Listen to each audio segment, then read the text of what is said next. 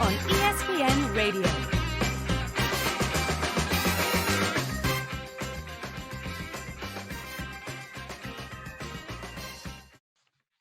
He is Jalen Anthony Rose. What up, Dome? I'm David Jacoby. And on the cool check-in. Together we are Jalen Jacoby. What is it that we do? The people what they want. Welcome to the show. Excited about today's show. We have a lot to discuss, but we start with something that has been unequivocally and unarguably an absolute dumpster fire of an NBA franchise for, I'd say, a decade, if not longer, at least 5 years if you're being conservative. And of course, I'm talking about the New York Knicks. The latest is this tweet from Stefan Bondi, who said that Leon Rose is interested in potentially bringing in for general manager Elton Brand. Elton Brand, of course, is a New York native, and he is currently the general manager of, another team in the Eastern Conference. What do you think about this news, Jalen, the feasibility of big swinging Brand being the GM of the Knicks? Elton Brand is my brother. Great to see him getting an opportunity as a former player to man that position. I always root for those guys to do a really good job because it creates the groundwork for other people to get those opportunities. You would think they would be more prevalent since Jerry West, for example, is a former player, and he's probably the GOAT at doing the GM role. Here's what I'll tell you. Everybody open your ears. I got exclusive, inside information about this. What do you got? You mentioned Leon Rose. Yeah. You didn't mention William Wesley. And for those that don't know, I'm the one that gave him his nickname, Worldwide West. Once Jay-Z used it in a song, it became my coldest nickname I ever created. I talked to him about this position in Detroit, Michigan recently. And you know what he told me about? What did he tell you? That Scott Perry was going to keep it. Oh, interesting. One thing I love about Wesley's involvement with the Knicks is they started reporting that he would be involved. Then all of a sudden there was a report that, no, he's not going to have an official title, because I don't think he's ever had an official title in his entire very successful career. I love how he backed off of that. But you think Scott Perry stays in the general manager role with the New York Knickerbockers, even after all the sort of turnover they've had recently? I believe he does. Jacoby has a wealth of experience. I think given the opportunity, he can do a really good job. And at some point, the change is you. And for the Knicks, it's really creating a level of stability where they can now build a roster that their fan base can be proud of moving forward. And again, as much as I like what Elton Brand has done in Philly, I think he punted on Jimmy Butler. I wouldn't have done that. But otherwise, I think having two perennial all-stars and Joel and Ben going forward and giving them Tobias and trying to add some pieces around it, I like what they did in the draft last year. But I think Scott Perry is the guy in New York City moving forward for this time being. Well, we'll keep an eye on that, and obviously we'll keep an eye on the head coaching job there with the Knicks as well. I'm sure there'll be a lot of drama with the Knicks over the summer, as there always is. But now we go to some drama that happened a few years ago. Last night on ESPN, they replayed one of my favorite basketball games of all time, and of course that is the Cleveland Cavaliers Game 7 in the dark black, long sleeve, T-shirt style jerseys in the Bay, taking on the 73-win Warriors and beating them with the Kyrie 3 at the end. And rewatching that game, it brought up a lot of memories. I was like, oh, yeah, just seemed like Ty Lue before the game was like, here's what we're going to do on every offensive possession. Make sure that Steph Curry is in front of Kyrie. You forget that LeBron wasn't hitting his jump shot for the first three quarters. It was such a fun game to watch again. And I wasn't alone in watching it again. Apparently, LeBron James was watching it again, too, because he tweeted the following, thinking maybe sitting down and breaking down some of my most memorable games and moments in my career, maybe IG Live it or just film it and hold on to it for another time. Now, Jalen, I'm going to do the media thing and read way too much into this. You mind if I do that? Because I like to do that, especially with LeBron James. Here's what this tells me. He sees the end, because he was in the finals for so many straight years. He was injured last year, switched over to the Lakers. And I think that he knows that Father Time is undefeated, and you don't tweet something like that until you know that the majority of your story is already behind you. Even though there is some great basketball in front of him, that tells me that LeBron James, being as self-aware as he is and intelligent as he is watching that game last night, sitting back, drinking some really expensive wine, and says to himself, you know what? Maybe I should look back, because when he looks forward, he doesn't see that much. What do you think about that interpretation? I think you being a media guy, I think you overlooking so many things that I just believe it's about that quarantine life. And he's at home watching the games, and he's like everybody else trying to figure different ways to entertain their followers, their fan bases via their social media. And what better way to do it than his games? And so I understand that thought process. I think you're overthinking the whole this is the end part, because you're the same person that picked him to win MVP. Today. This year. Today. Right, Yes. this year, right? Yes. Okay. No, not just this year. Today. I did it earlier. Right. You will see eventually. So, and by the way, the Lakers had just beaten the Bucks and the Clippers in the same weekend. They were probably, if you were ranking like collegiate basketball, the number 1 ranked team in the league after that weekend. They did go to the Nets and lose after that. But LeBron understands that he still has a few big years left in him, especially adding Anthony Davis. And as David Jacoby told each of you on this show like 5 years ago, LeBron James is going to play in the league until Bronny arrives, if he's able. I mean, I said that so long ago. I'm so proud of that one. I once asked our producer Demetrius to pull it up. Couldn't find it. It's like I know you got dunked on, just never on wax. I feel the same thing about that prediction. It's just like that was one of those that you won't be able to find it, but we both know it happened. Now, moving on, Jalen, there was a little bit of a flare up on Twitter yesterday about, this is there's no actual sports. So sports content is basically just a bunch of people sitting around and making things up. And one of the things they made up was, who is the GOAT of college basketball? Now, Michael Jordan from the male side was determined to be the GOAT of college basketball, I believe on a vote by the fans. To me, that's absolutely preposterous. I have a gentleman by the name as Lou Alcindor as the GOAT of college basketball of all time. Tell me why you think people chose Mike and who you would choose as the GOAT of college basketball. Well, Mike was chosen because you're dealing with social media, and people with current events are going to acknowledge the last thing that they saw or the greatest thing that ever took place. And between Jordan winning 6 titles with the Bulls and still selling more shoes than any athlete of all time, and being one of the very few, not only former athletes that are a part of ownership, but actually being a majority owner, the people are going to vote for the person that they see out on the front lines. And that's just what's going to happen. I need to educate everybody about something. Lou Alcindor, who became Kareem Abdul-Jabbar, was a young lad, a college student. And you know what he decided to do? Make sure that people knew his political beliefs and his human rights meant more to him than his basketball.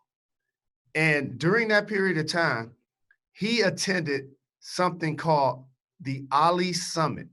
I have the picture hanging in the studio.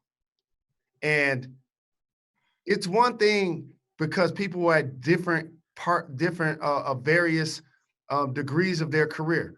Jim Brown, best running back arguably of all time, was in the league. Bill Russell had won championships, became a head coach, was in the league. But a young Lou Alcindor was in there. Kareem Abdul-Jabbar, Jacoby, he's the most accomplished basketball player on every level. Power Memorial, New York City, won 4 championships in high school. At UCLA, freshmen weren't allowed to play. But when his freshman team played against the squad at UCLA that just won the championship, they beat him by 20. Oh, and then he was able to play his sophomore year. And you know what they did? They won 3 straight championships. He won College Player of the Year 3 straight times. He won Final Four MVP 3 straight times. And Jalen, not just that. Has even gotten close to that. Not just that. they also changed the rules. They changed the rules of college basketball. So you couldn't dunk the ball, which led to the most unstoppable shot in the history of basketball. That was foul. That was foul. That was foul. They was dunking in the league, but he wasn't able to dunk in college.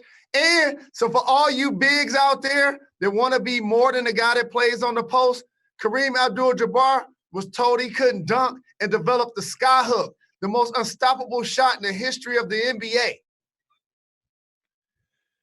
Jalen, you know, there's certain people that I just absolutely love that play the game of basketball. And someone who someone who matched Lou Alcindor in high school here in New York City, Lance Stevenson, and he's playing abroad.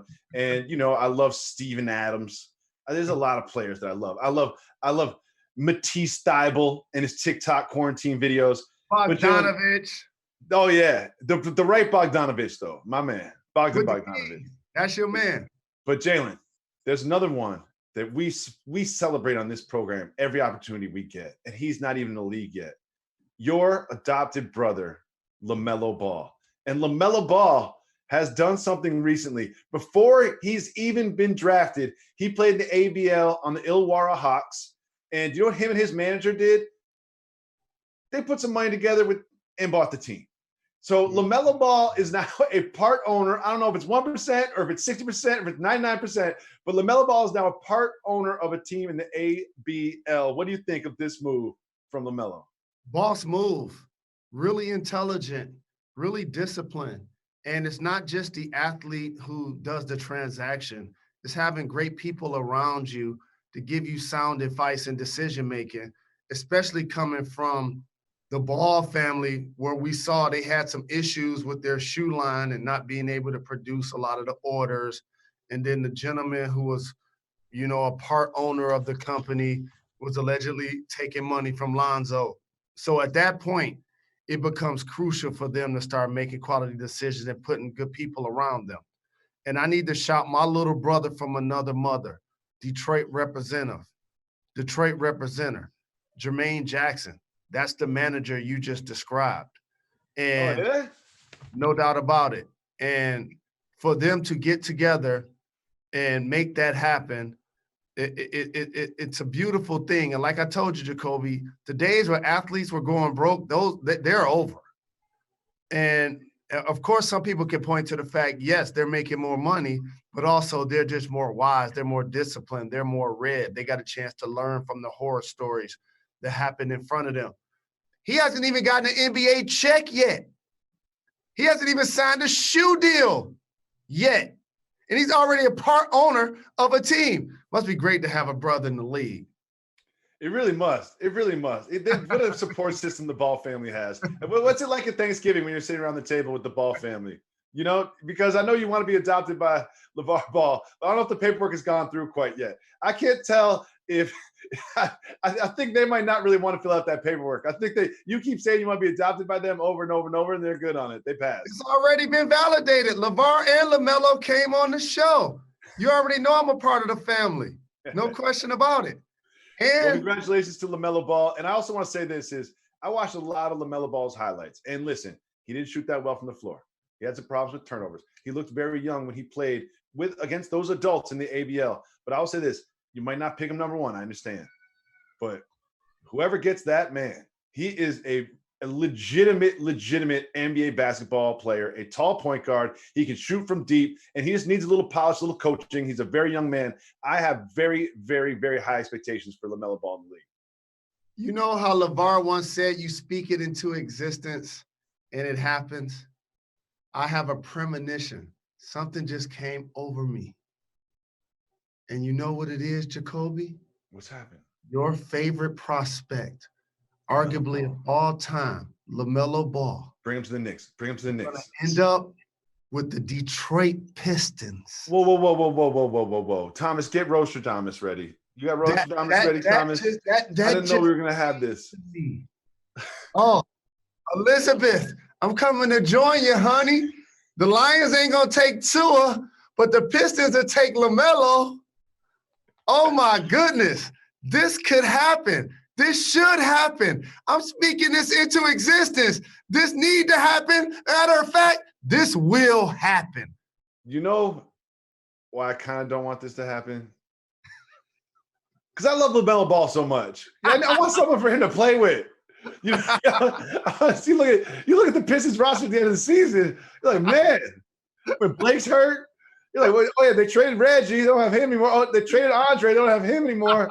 Oh, wait, traded Stanley. Huh? Who's left? Christian Wood. I had to Google him. He was putting up like 35 a game. Someone's got to score. They got to get to 100. I think they even traded Luke Kennard. Ish Smith is the other team still? Oh, no. Like, for real. They cleaned house. They cleaned house. Oh, I love the Pistons so much. Can we take me to a Pistons game, Jay? I've been to a Pistons game. Nope, because all you want to do is try to clown. I'm going to wait till we get good and take you to some playoff games. And when you're going to watch me get a ring with the Pistons one day. You going to get a ring? Why would they give you a ring? Of course I'm going to get a ring because I'm a consultant to the owner. Okay. My brother, Tom Gores. You're going to get the cubic zirconia version. You're going to get the knockoff. It's just mine won't have any diamonds in it. Yeah, it's going to be big and chunky, and it's going to look like a ring. But you and I both know that the players get the $200,000 ring, and you get the $2,000 ring. You know what? You rock it just the same. It is now time for Soft Mover Boss Move.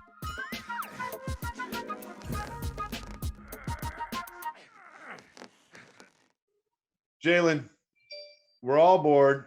We're all checking social media way more than we should. But something happened, Jalen. Lamar Jackson posted on Instagram this picture. That is him working out with his receiver, Marquise Hollywood Brown, and his receiver's cousin, Antonio Brown. Now, Jalen, here's why I'm going to call this Soft Mover Boss Move. First of all, that's not social distancing. That's not 6 feet, man. That's not 6 feet. I'm in the middle of New York City. You can't walk down the street arm in arm anymore. So y'all need to be 6 feet apart. But they weren't 50 yards apart when Lamar threw a deep ball in stride to Antonio Brown that he uploaded. So teasing the internet with this kind of potential, knowing that it's going to blow up, Soft Mover Boss Move. This is definitely a boss move for Hollywood Brown to post this.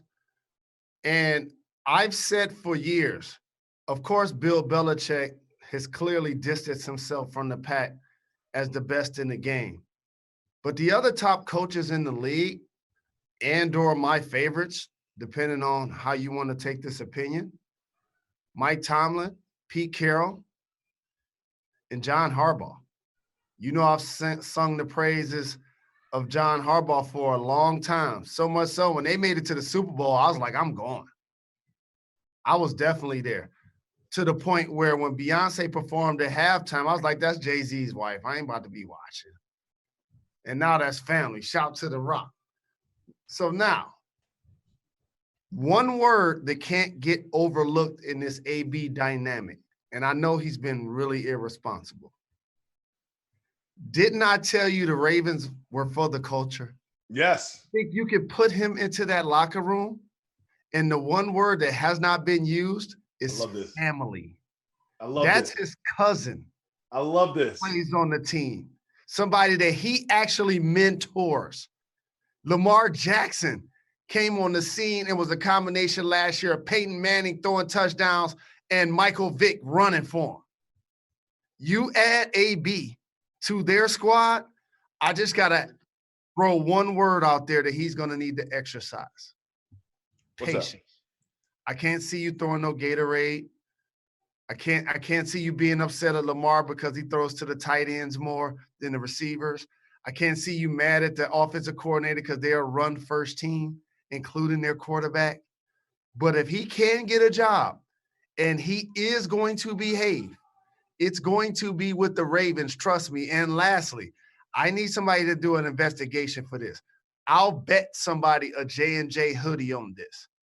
I guarantee, unless it's his father's name or somebody in his family, Marquise Brown was named after brother Marquise, your brother from 2 Live Crew. I bet that he was. As somebody that has people named after him, I will guarantee you that his parents in Florida named him after brother Marquise in 2 Live Crew.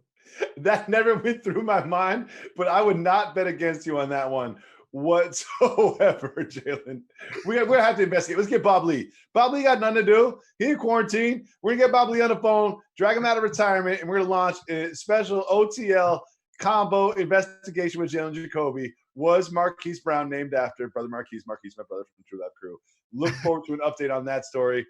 Right now, we're going to update you on something constantly, which is the debut of The Last Dance on ESPN. Of course, that is the 10-episode documentary series about a year in the life of Michael Jeffrey Jordan. Now, yesterday you teased on the show that you played against this team a couple times. Oh, I'm sorry, 11 times. So we had our producer Demetrius and his Schwartz Center, one of our researchers, take a look into this. And we like that name, Schwartz Center. We found some numbers. Schwartz Center and Demetrius pulled up some numbers that I'm going to show you, Jalen, because this is interesting. We found that you guys played 11 times. The Bulls won 6 of 11. You split the 4 regular season games. The Bulls won the Eastern Finals in 7, right? Now, Jalen, the home team won every single game in that. And not only that, that was one of 3 Game 7s of Michael Jordan's entire career. I'm going to say it again. That was one of 3 Game 7s of Michael Jordan's entire career. The numbers between you two are very comparable. You know, if you put that in a per 36 minutes, maybe they get close. Per 36, I'm better than MJ. Yeah, we put per 36. Very efficient scoring. You know, very efficient scoring from you in that Game 7. 3 for 4 from the field. You only missed 1 shot. You put some sneakers on, played an NBA basketball game in Game 7, and only missed 1 shot. So I'm going to ride for you on this one. But I want you to look at some of this footage and just tell me what you see. Wow. And you know what's crazy? The footage that we're showing, I've never seen. So, like, now you can see stuff on YouTube. Oh, he's too little. That was too little. Mid-range all day. Can't go under the screen on me. No question about it. Oh, trying to DMJ on the post? Uh-oh. You went under the screen on him, and he's Michael Jordan. That's going to be a problem. That looked way too easy. Yeah, come on, Jay. Come on, Jay. Boy, I tell you, Michael Jordan was good at basketball. And here's the thing that trips me out. Please, everybody, know this. This is very important. And shout out to my Pacers squad.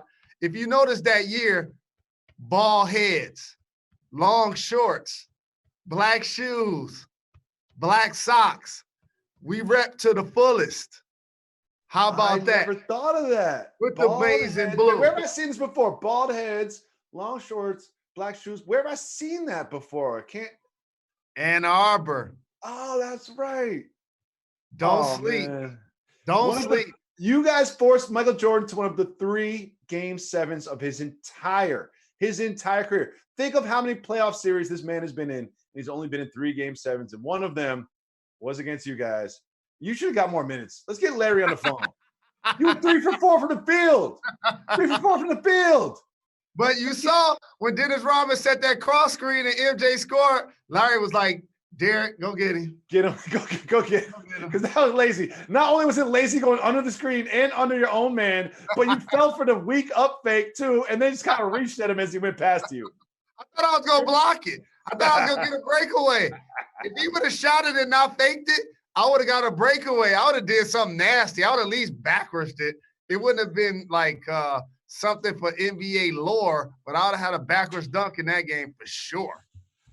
Okay, well, there's something that we need to get to that's it's not going to make you happy, Jalen. Our colleague and our friend Todd McSheas, he did a mock draft, and these things change. This is probably version, 345 or whatever, but in version 4.0, if you look at that number 3 spot right there, I don't see Tua's name. Jeff Oduka is an excellent player, someone you'd love to have on the team. You obviously lost big play Slay, but Jalen, Isaiah Simons is up there. He's after you guys. And Tua Tagovailoa on Todd McShea's mock draft does not go to the Detroit Lions. I know this is a hard time for you, but we're all in quarantine. We're all apart, but we're doing this together. So lie down on the therapy couch and tell me your thoughts when you see that Tua might be passed up by your Detroit Lions. So this is just off the top of the dome. Any NFL fan out there, just think about the greatest quarterbacks in the history of your franchise. You're a Die Easy fan, Jacoby. I'm going to give you a second to think of the answer. That means you've rooted for a couple of teams. Can you tell me some of the best quarterbacks that played for some of the teams that you've rooted for? Well, of course, grew up in New England, so we had a gentleman by the name of Drew Bledsoe, and then we had a gentleman by the name of Thomas Brady. You might be familiar with him, the greatest of all time. And I've also picked up some other teams that I like to root for from time to time. And Michael Vick was always someone that I rooted for. Randall Cunningham was always someone I rooted for. And when I was a little child, for some reason, mainly because the uniforms were just so fly, big Houston Oilers guy. David Jacoby. A lot of people don't know that, but those uniforms were so cold. And they had a gentleman by the name of Warren Moon. And people talk about Tom Brady playing late into his career. Warren Moon's still playing in Canada right now. He's on the Argonauts or something. I think he's a backup. But Warren Moon, he's still getting checks to play professional football somewhere. I think he's on the Argonauts. Don't quote me on that, but I think Warren Moon is still playing professional football. And this is off the top of the dome. Let me tell you some of the quarterbacks that I've rooted for. Eric Hipple, Gary Danielson, my brother Rodney Peete, Scott Mitchell, our guy Dan Orlowski. John Kitna. Don't forget Kitna. John Kitna. Dante Culpepper. Yeah, but that was like Dante cold, freezing cold out the freezer pepper. Like that pepper was cold. That pepper was real cold. That was cold pepper. And the point I'm trying to make is Big Play Slade deserves an opportunity to be in Philadelphia because he did his bid in Detroit, because that's what it's become. Playing for the Lions, clearly not living in the city. Matthew Stafford, the exact same thing. He still has value around the league, and he's still under contract for at least another year. You can't allow, and I agree with you, our third pick projection is a fantastic cornerback. Jeff Aduka. He'll come right in, be a lockdown guy for 12 years. Simons, same thing. Called him Derek Thomas. I love Simons. But you got to get a quarterback if you can for the next 10 years. And Tua's going to be a franchise quarterback. Even the Lions can't mess that up. The only thing that's going to stop it from happening is if he gets hurt. You draft him. You basically redshirt him. You let Matt Patricia and you let Matthew Stafford have this year. If you go in Vegas, if you still bet on sports, I'll tell you right now, take the over on the Lions. They won 3 last year. Right now, they're over 6.5. You take that. They're going to win more than that. Congratulations on projecting your team to win over 6 games next season. I know. I'm just saying. Congratulations, Jalen Rose. Congratulations. Help people make money. So you draft him. You allow him to become somebody that gets ingratiated into the city. He comes from a great family. You allow Matthew Stafford to play, and then you send Matthew Stafford to a contender, either during the year or after the year, and you let Tua step right in and be our franchise guy that I get a jersey, and then you are forced to go to Detroit more often to Lions games. And this network is forced to talk about my Lions because we going to be that deal. I would love that more than anything, Jalen Rose. We'll see on draft night whether or not that happens. Now, we always say we give the people what they want, and part of giving the people what they want is asking the people. So make sure you follow at Jalen Jacoby on Twitter and on Instagram, because every day we'll have an interactive question for you. Today's question was about, you and I don't have to deal with this because we are both quarantined with our spouses. It's about reaching out to exes while you're on quarantine because you're lonely. You never know what's going on. And it just seems like something that you would do if you were quarantined, lonely. Just reach out to some exes and checking in on them, see how they're doing. First, we have, what if they text you first? Jalen, soft move or boss move, hollering at the exes if they text you first. Ice Cube once said this famously on Wax. Rule number 2, don't get caught up. I know y'all doing anything that's thought up. Here's the deal. You definitely, the court, first off, I don't support cheating by either mate in any way, shape, or form. But what I will say, that even if you're considering it, the quarters are way too close, way too small. You're going to get caught up for sure. For sure, you're going to get caught up. The next Next answer we got on both Twitter and Instagram was this one, and we'll take a look at it. It is about texting your ex. And he said, boss move if you say, glad we broke up before all this happened. Now, this is interesting because I have a friend that will remain nameless, and they're like 4 months into their relationship, which is the worst thing to do in the world because they look at each other like, man, it's one thing to sort of spend the night together a couple times a week, but now we're locked up together for who knows how long. That's how you accelerate a relationship. Now, Jalen. But I will say this. It's all right to reach out to an ex if you're not in a relationship and they're not in a relationship. Of course, make sure you reach out to us on Twitter and Instagram. Jalen and Jacoby. We'll be back tomorrow. Say goodbye, Chloe. Come here. Say goodbye. We're not done. We're not done. Hey, Chloe. We'll be back.